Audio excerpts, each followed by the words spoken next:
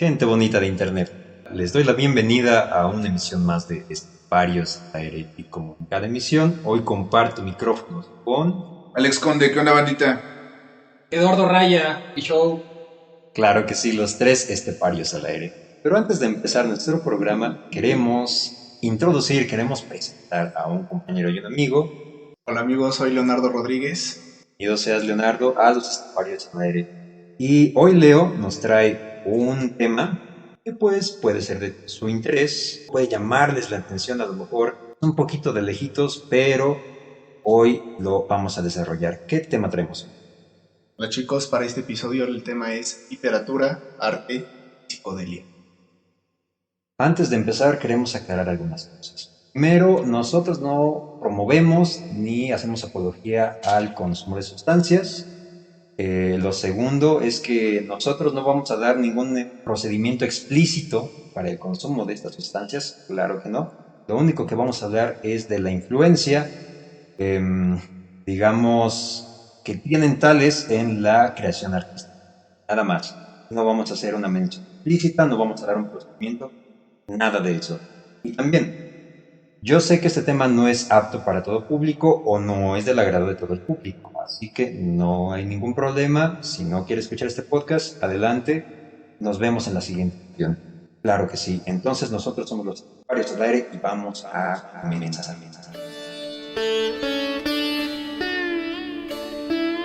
Fue en 1938. El científico Albert Hoffman descubrió la sustancia llamada LSD número 25, pero fue hasta 1943 cuando decidió repetir la síntesis del LSD-25. Fue en ese entonces cuando descubrió los efectos que tenían sobre la conciencia y la percepción del mundo externo. Lo que usted acaba de escuchar fue una experiencia que, al final de cuentas, el científico, antes mencionado, no tenía ni idea del impacto que iba a tener en la sociedad ni en el arte esta sustancia. Una anécdota bastante conocida por algún sector de la sociedad es el día de la bicicleta. Lo que trató de hacer Albert Hoffman era de consumir LSD ya de una manera más, ¿cómo se le puede llamar? Más consciente. Por decisión propia. Por decisión propia, ¿ok? Entonces, exactamente ingirió 250 microgramos de esta sustancia para regresar a su casa. Entonces, pero no tenía ni idea de lo que iba a pasar. De regreso a su casa, lo que este señor experimentó y vio fue una densa niebla al principio, luego escuchaba respirar a los edificios y tenía grandes visiones de imágenes bastante grotescas. Llegó a su casa y pues al final de cuentas al siguiente día tuvo una revelación y una liberación, como él lo dijo, espiritual, ¿no? Sentía que él había despertado nuevamente, que había nacido otra vez. Sí, precisamente es muy curioso, ¿no? Porque Albert Hoffman inicialmente tenía un acompañante y su acompañante era quien lo estaba siguiendo y pues estaban en la bicicleta porque pues recordemos que en esos años todavía eran años de posguerra, de la Segunda Guerra Mundial, y pues los carros todavía estaban como muy predilectos para las sociedades o para los económicos de sociedades altas y más que nada por seguridad. Entonces es por eso que se le llama la anécdota de la bicicleta, porque él iba en bici y como dice mi compañero, pues él estaba en ese trance, él estaba teniendo estas revelaciones y estaba teniendo estos efectos. Es cuando estaba descubriendo los efectos que tenía el LSD sobre las personas. Fue a partir de ahí que él decidió empezar con experimentos más constantes, empezó a decidirse por el autoensayo y empezó a registrar todo en notas y en diarios para poder tener un seguimiento del efecto del LSD en el cuerpo humano. Una bitácora de sus alucinaciones. Albert Hoffman, a pesar de que el propósito inicial de su sustancia no era el de volverlo tan famoso, él había creado una sustancia que iba a catalizar en la sociedad y en la creación literaria sobre todo. Pues él ha sido sabio, mejor dicho, se proyectó al mundo como una sustancia o como una herramienta que serviría para abrir la conciencia y serviría como un viaje de creatividad para los escritores. Es ahí cuando empezamos a observar estas interacciones con las sustancias psicoactivas o con esta sustancia psicoactiva y la literatura. Primeros acercamientos que tuvo Albert Hoffman fue con un escritor alemán, se llama Ernest Jünger, y él fue un escritor muy polémico porque fue uno de los catalizadores para la literatura del nazismo. Pero Albert Hoffman era un lector empedernido de su literatura y sobre todo de una obra llamada El corazón valiente. La interacción entre estos dos sujetos fue cuando Albert Hoffman le mandó una carta de felicitaciones de cumpleaños y pues le empezó a comentar algunas cosas de que le había gustado mucho su obra, le llamaba mucho la atención la forma en la que él percibía el mundo, la vista o el filtro estereoscópico que tenía Ernest Junger del mundo y cómo lo plasmaba en su literatura. Fue en ese momento cuando, bueno, no precisamente en ese momento, pero fue después en su intercambio de cartas cuando Ernest Junger le comentó que pues él ya sabía de Albert Hoffman, ya sabía de su trabajo, ya sabía que era un científico reconocido y que pues él había descubierto estas sustancias psicoactivas y le empezaron a llamar mucho la atención y fue ahí cuando pues ya empezaron como que a hacerse estos planes o se empezó a pues formular, ¿no? Toda esta idea de pues hay que conocernos y hay que probar qué onda, ¿no? Hay que ver qué podemos hacer. Estos dos personajes se conocieron personalmente en el año de 1949, justamente cuando la obra de Ernest Junger, Heliópolis, se había publicado. Entonces fue a principios de febrero de 1951 cuando se empezaron a planear toda esta aventura y sus experiencias con el LSD. Entonces Hoffman le había propuesto a Junger, con propósitos no médicos por cierto, y empezaron a experimentar con esta sustancia. Entonces Hoffman tenía claro que Junger era una persona dotada con una gran sensibilidad artística y esto fue pues como una de las razones por las que ellos decidieron empezar a experimentar ya formalmente, de manera no médica, con un doctor. Este doctor era un farmacólogo y era profesor Heribert Conset, quien iba a participar en el experimento para irlos guiando, pero sobre todo para irlos cuidando e ir observando todas estas interacciones y las reacciones que tenía Junger, pues con la sustancia, porque no podía preverse qué tan sensible iba a ser Ernest Junger con una sustancia que pues nunca había consumido. Y pues fue así como la fase inicial se caracterizó porque ellos empezaron utilizando solamente una cantidad miligrámica de 0.05 miligramos de la sustancia del LSD puro. Pues este experimento podría decirse que les dio resultados muy característicos porque se observó la intensificación de las vivencias estéticas. Por ejemplo, ellos tenían unas rosas porque este experimento lo hicieron en la casa de Albert Hoffman. Él tenía unas rosas rojo-violetas que adquirieron una luminosidad insospechada y renombraron con todo un brillo significativo. El concierto para la flauta y arpa de Mozart que tenían de trasfondo empezó a tener un sentido en su belleza y la música se empezó a volver hasta cierto punto celestial. Algo que compartieron todos ellos fue observaron velos de humo que ascendían con facilidad. Ellos lo plasman o lo describen como si fueran pensamientos de un palillo de incienso japonés. Entonces esto pues es muy curioso porque fue en una etapa inicial, pero cuando el estado catatónico o el estado de embriaguez, podría decir, empezó a profundizar, ellos se pararon de pensar, pararon de hablar y empezaron a centrarse y empezaron a tener una introspección y llegaron a ensoñaciones fantásticas mientras seguían sentados en los sillones con los ojos cerrados. Algo que dice Junger fue que él gozó del policromatismo de cuadros orientales que tenían en la sala. Hoffman, por su parte, estaba de viaje con tribus bereberes del norte de África. Él viajó porque esta introspección exploró todo lo que ellos ya conocían y empezaron a observar, empezaron a correlacionar todo lo que ya conocían, todo lo que ya sabían, todo lo que ya habían experimentado en ese mismo viaje. Entonces, pues esto fue como una revelación y uno de los experimentos más importantes que ellos tuvieron, y fue así como ya Ernest Junger empezó a inspirarse para escribir en sus obras. Muchas de las percepciones, muchas de las configuraciones que él observó a través de su viaje, las plasmó en muchas de sus obras. Fíjate qué curioso, ¿no? Empiezas a decir revelaciones, cosas espirituales. No cabe duda que este tipo de experiencias, como bien lo acabas de mencionar, con ciertas sustancias, les abrieron puertas, ¿no? Varias experiencias cercanas al misticismo, ¿no? Esas religiones asiáticas, ¿no? Y orientales que influyen un poco a la meditación, ¿no? Para la elevación de la conciencia, la elevación del espíritu. Yo creo que estos dos señores jamás pensaban en lo que iban a llegar, ¿verdad? Pero tuvieron cierta repercusión, o bastante impacto, diría yo, a la literatura. ¿O tú qué piensas, Alan? Pues como todo, digamos, tiene un antecedente. Eso es algo que queremos aclarar aquí y que yo creo que varias personas de sus canales, de podcast han aclarado. Nada, absolutamente nada aparece de la noche.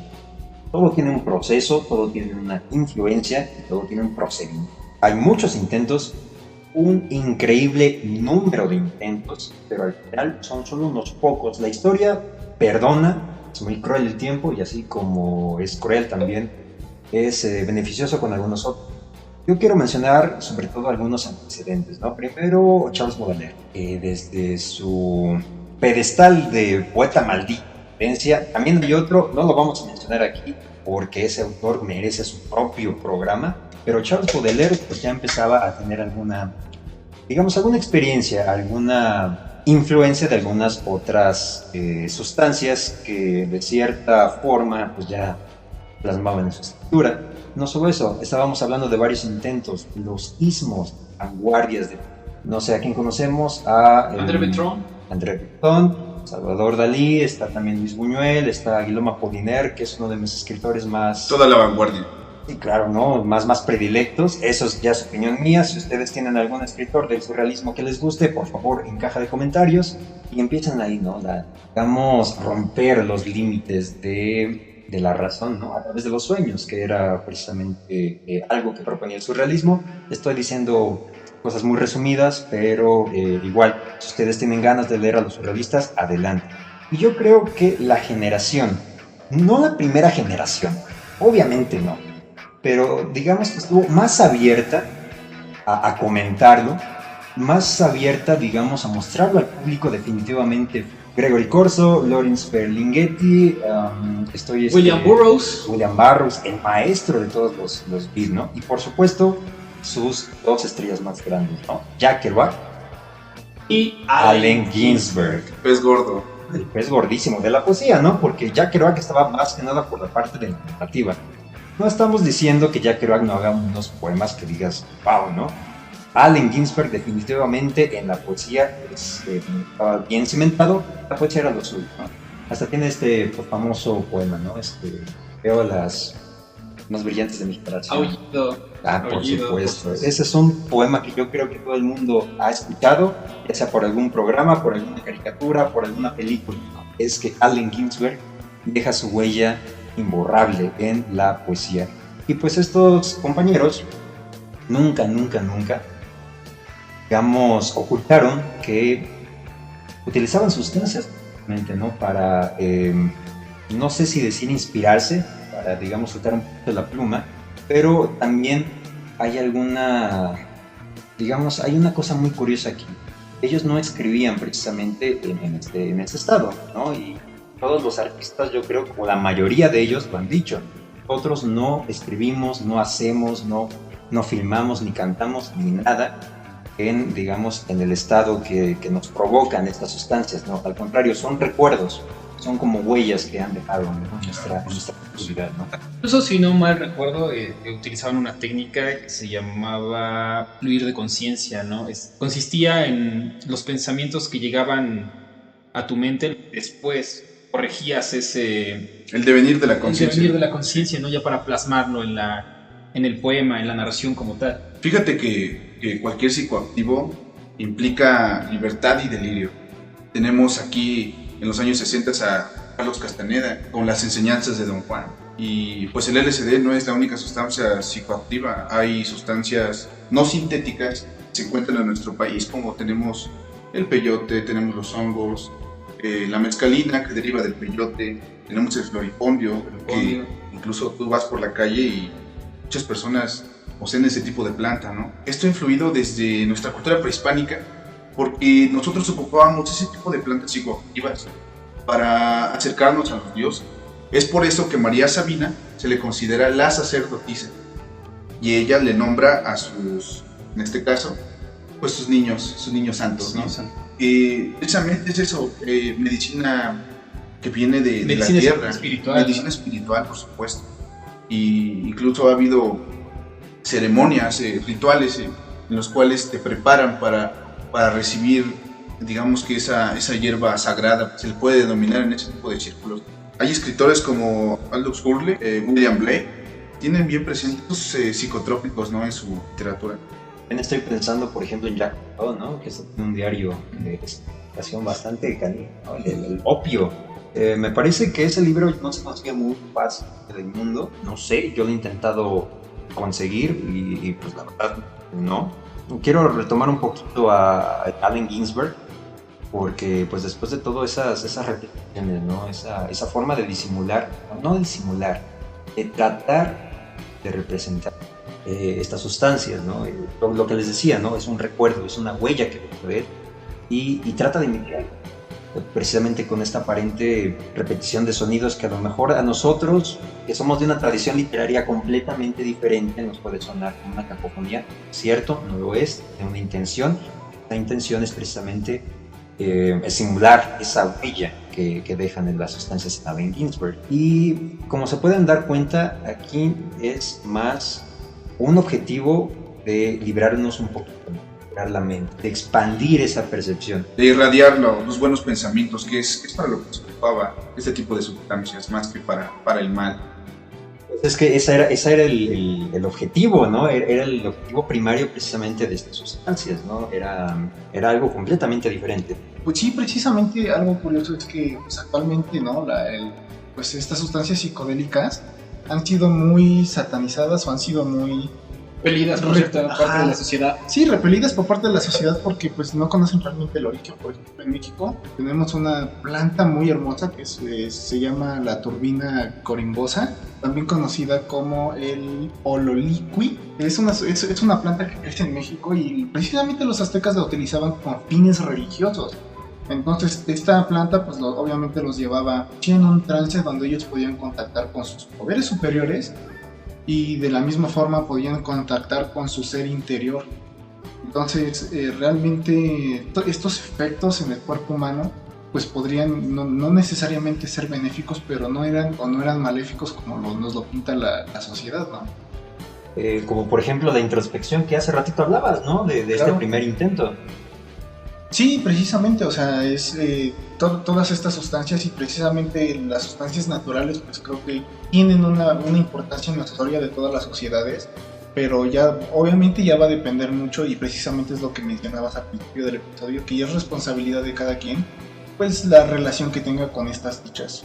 Y fíjate cómo hasta la fecha se sigue desarrollando todo ese tipo de rituales, ¿no? Por ejemplo, estamos aquí en México y nos encontramos en el norte del país, donde podemos apreciar a los huicholes, su ritual para encontrar al peyote. Ellos lo denominan como el jicuri y hacen todo un ritual para ascender.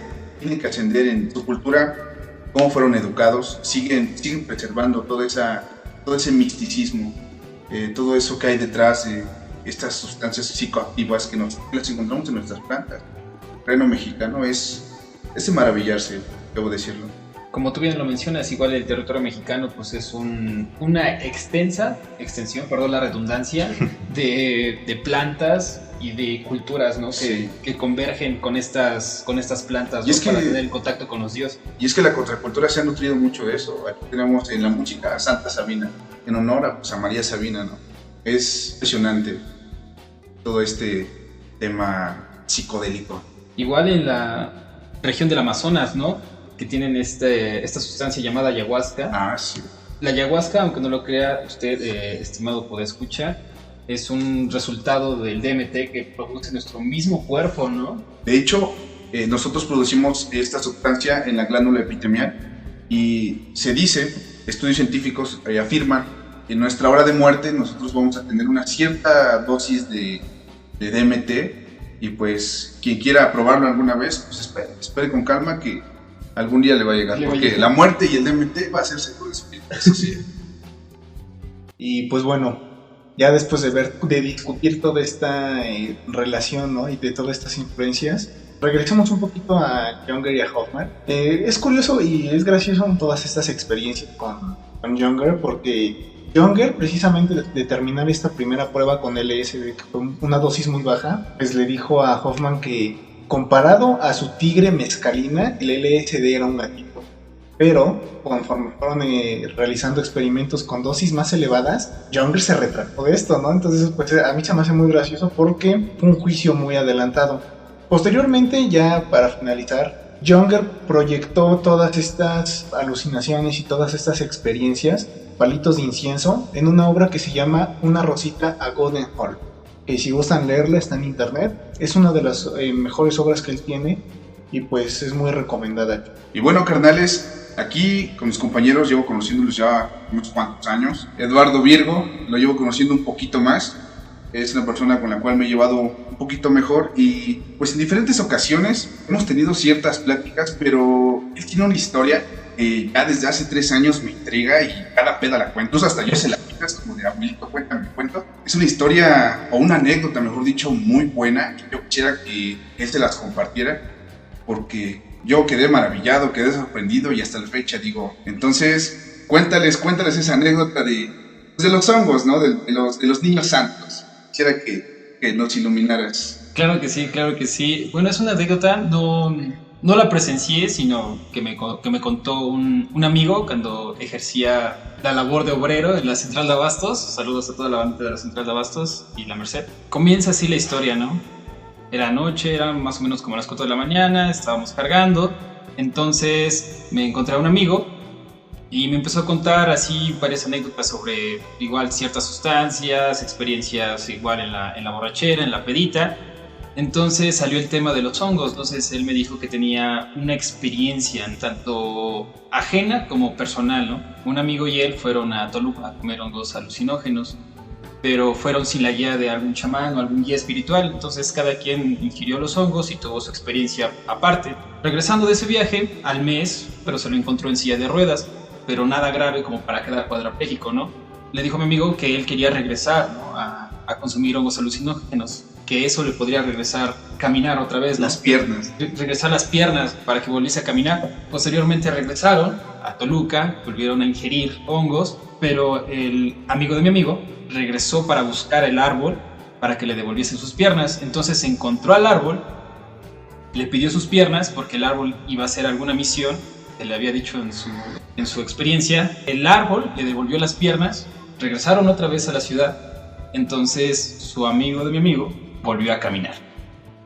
No, man. Qué impresionante, ¿no? Cabe recalcar y mencionar esta relación que está entre la naturaleza y los alucinógenos, ¿no? Imagínate que un día vas y pierdes algo más que una extremidad, pero es probable que no suceda.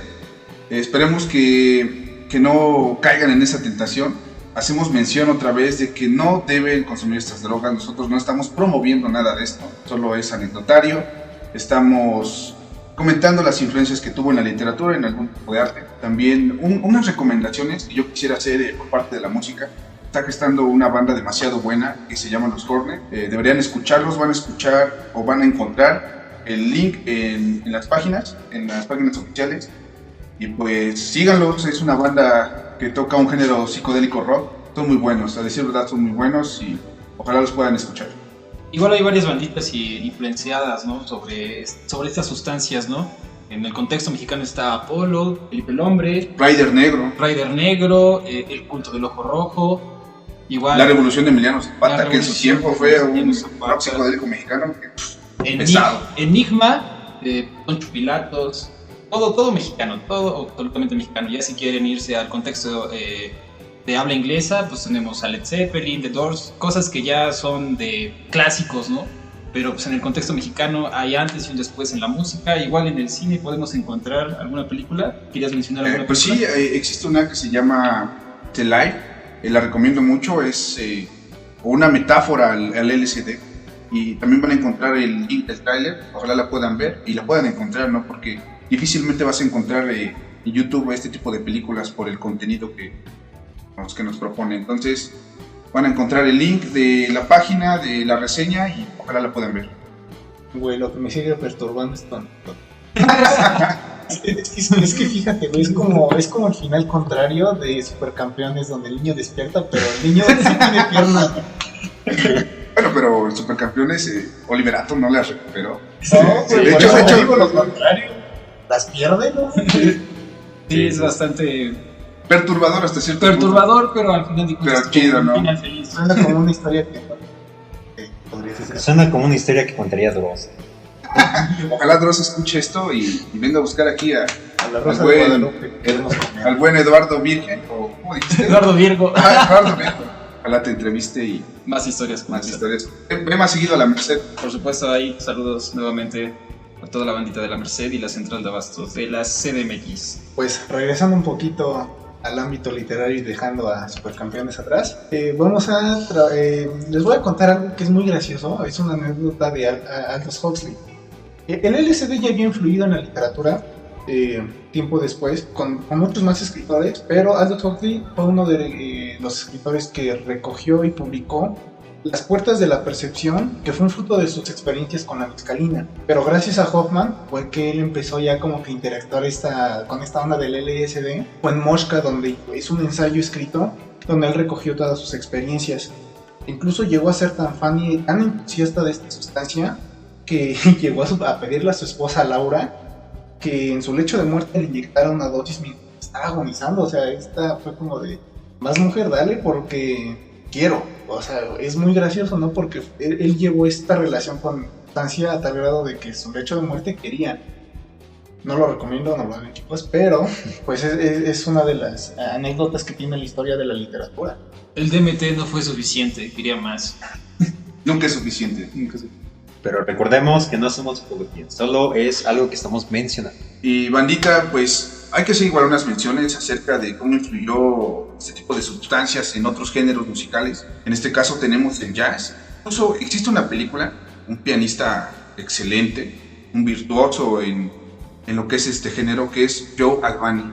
La película la pueden encontrar como La vida detrás del jazz. Joe Albani habla de estas adicciones a estas sustancias químicas y otras un poco más psicotrópicas, cómo influyeron en este tipo de música, ¿no? Que al final de cuentas esta música es embriagante, es alucinante, es como un delirio auditivo. Y me gustaría, Alan, que nos mencionaras un poquito más de ello. Yo tengo de referente en cuanto a jazz, de algunas sustancias, yo creo que mi referente más claro es la de Thelonious Monk, de Dizzy Gillespie. Estamos hablando de Miles Davis en su momento, cuando hacía vivo. Parker, por Más, supuesto. ¿no? Claro, ahí hay una cosa muy, muy interesante, ¿no? Que me gustaría que... Creo que olvidaste mencionar a Chet Baker. El problema con Chet Baker es que, pues sí, ahí estaba, ¿no? Nada más que Chet Baker es, digamos, cuando de cierta forma ya está. Que los músicos de jazz, algunos sí, algunos no, digamos, con la experimentación con estas sustancias. En el caso del bebop, llega a ser un poquito escandaloso, porque después de todo la naturaleza del bebop, ¿no? Esta música llena de energía, llena de digamos, de improvisaciones, de no sé, energía, al final de cuentas. Yo creo que la influencia de las sustancias en los músicos de bebop, pues yo creo que se nota. También he sabido que Charlie Parker consumía chascos. Empieza, digamos, un poquito la influencia ya si se ingiere o no, ya la influencia ya está, ¿no? Yo creo que el mejor ejemplo es el ya mencionado Miles Davis, que con el modo jazz, que con el cool jazz, que con quién sabe cuántas cosas inventa Miles Davis. Él está en el jazz en todas partes. Estos sonidos tan, digamos, tan prolongados, tan extraños, ¿no? Bueno, ahí está la influencia. Empieza la influencia, mejor dicho, ya sea ingiriendo o no. Toda esta incursión de los instrumentos. Ya estaba ahí la huella, ¿no? Aquí el que, digamos, un poquito le da, pues no sé cómo decirlo, ¿no? Pero tiene más cuidado John Coltrane, precisamente porque pues, conoce a ambos, conoce a Parker, conoce a Davis. Pues yo creo que lo marca, porque John Coltrane ya tenía ciertos problemas con esta ingesta, y yo creo que lo que más le marca es la muerte de Charlie Parker. Y Parker muere muy muy joven, o sea, realmente es de los músicos de jazz que muere más joven. No es el que más, pero sí, digamos, está en ese rango de edad. John Coltrane se impacta tanto que empieza a tener un poquito de precaución, ¿no? Ya se quiere apartar completamente de las músicas, ¿no? Para el tiempo de las últimas grabaciones de John Coltrane, yo creo que en cuanto a su actitud, y ya después empezamos con otros jazzistas que vienen después, ¿no? Entre ellos Baker. Pero para el tiempo en el que estaba Chet Baker, esa cultura ya de las sustancias con el jazz Ya estaba cimentada. ya estaba cimentada. Sí, Exactamente. Y todos estos músicos que acaban de mencionar aquí, mis colegas, pues tuvieron cierto eco, ¿no? En el nacimiento rock ácido, ¿no? Porque ya que el rock ácido se empezó a alimentar del blues, del jazz, de varios géneros, ¿no? Pero principalmente fue del blues. Fue nacimiento, ¿no? de la raza afroamericana, ¿no? Que en ese momento estaba en Estados Unidos. Pues los principales exponentes de este rock ácido pues fue Janis Joplin, fue Jimi Hendrix, Cream. Bandas de los 70. Bandas de los 70s, finales de los 60s, principios de los 70s, ¿no? Pero yo creo que el declive, ¿no? Se te olvidó mencionar a Santana. Carlos Santana también. Y entre otros, igual si quieren mencionar ahí en la caja de comentarios a más músicos que se nos estén pasando, pues igual lo pueden hacer para enriquecer más esta charla, ¿no? Y yo creo que el declive, como antes ya lo mencionaba, de todo esto, pues yo creo que fue la incursión, ¿no? de este grupo tan selecto, que fue el Club de los 27, ¿no? Que empezó a morir, Jimi Hendrix, Morrison, Janis Joplin, claro. Kurt Cobain ya después, ¿no? Mucho tiempo después ya fue Cobain, pero de los principales pues fueron los antes mencionados, ¿no? Como que ahí empezó el declive del rock ácido, ¿no? Ya después pues se introdujo más al rock progresivo, ¿no? Con Pink Floyd, con Project Blues y demás bandas, ¿no? Rush también Sí, está por Se aquí. te olvidó mencionar también a Moody Blues, que es una banda muy Sí, buena. Bram Roger Funk. Waters, por su parte, también. Varias Varias influencias ahí del rock ácido que posteriormente fue el rock progresivo, ¿no? Creo que uno de los que se ha acercado más al rock psicodélico progresivo es Tool.